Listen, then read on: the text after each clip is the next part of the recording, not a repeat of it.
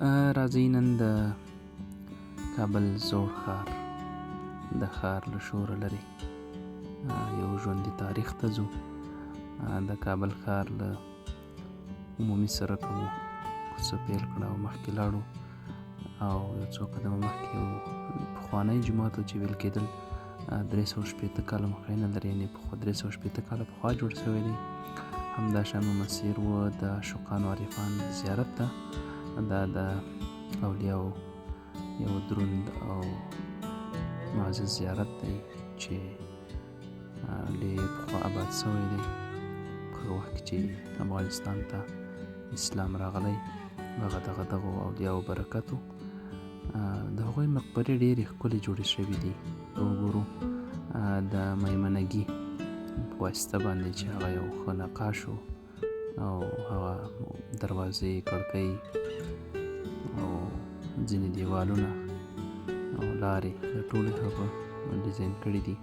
ښایسته ډیزاینونه یې پکې کړي دي، ښه نقاشي یې پکې کړې ده او همداشان د هغو لرګیو استعمال په ښه ډول سره کړی دی.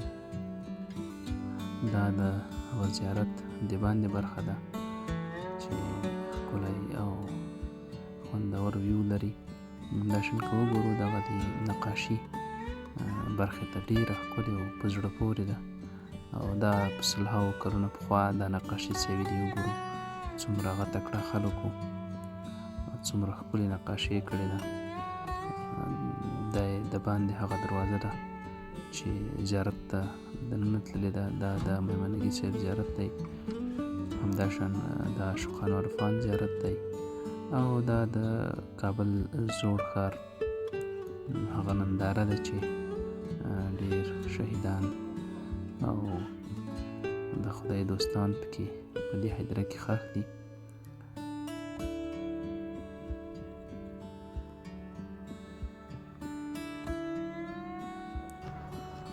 دا مو د کابل زوړ ښار ننداره وه چې تاسو ته مو وړاندې کړه. تر بیا ښې چارې.